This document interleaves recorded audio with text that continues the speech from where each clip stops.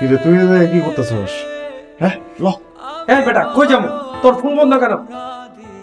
এতবার তোর ফোন দিতেছি, ফোন অফ তো। আজকে সাগা তুই ইয়া কই ওর কই? হ্যাঁ আচ্ছা ভাবি আছে পাশের রুমে। আসে মানে বেঁচে থাকার জীবনে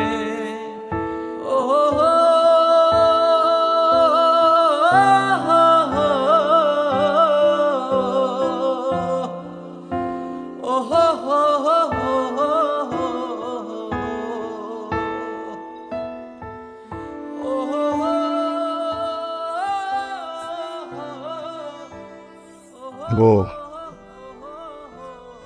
ব্যাট নাকি বেশি ছিল তো? হ্যাঁ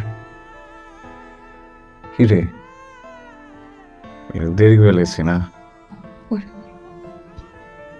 হ্যাঁ বাচ্চাটা মরে গেল। আরে না আর কিছু হয় নাই, আমি ওরা ওর হাসপাতালে দিয়ে সব ঠিকঠাক করে এসেছি। আরে না তুই ভুল বুঝতেছস। কইলাম না বাচ্চাটা মরে গেছে। বাচ্চাটা মরে গেছে। এখানে বাচ্চাটা নাই, বাচ্চাটা গেছে। তুই মারছিস আমার বাচ্চাটা, তোর বাপ মারছে। এতদিন যে এতগুলো বাবার কোল খালি করছিস তুই, এটা শাস্তিতে আল্লাহ আজকে আমার কোল খালি করছে। আমার বাচ্চাটা নাই। আল্লাহ আল্লাহ সব শেষ হয়ে গেছে। আল্লাহ সব শেষ হয়ে গেছে। আল্লাহ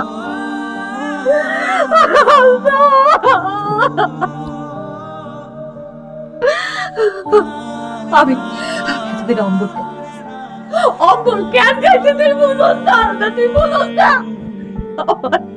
আমার পেটে তোর বাচ্চা ছিল। আমি ভাবছি সেদিন তুই শেষ দাগ মারবি, সবকিছু চাইনা দিবি, পথে রাস্তা চাইনা দিবি। এদিন তোরে আমি উপহার দিব, এই বাচ্চার উপহার দিব।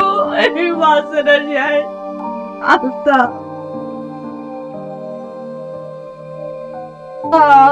বলো ডাক্তার দেবে বলো।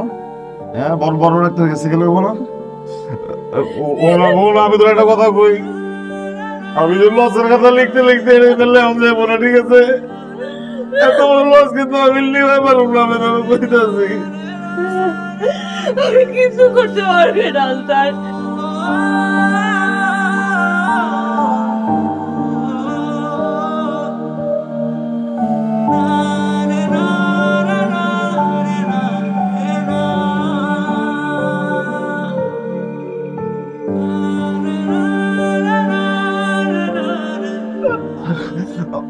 আল্লাহ এত বড় শাস্তি আর কোনদিন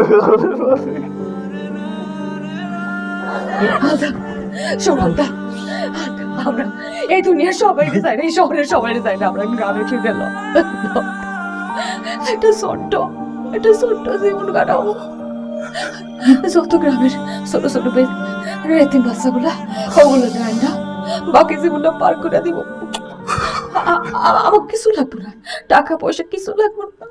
আমরা তো শুধু যা কামাবো ওইতে কাটাই দেবো জীবন। oh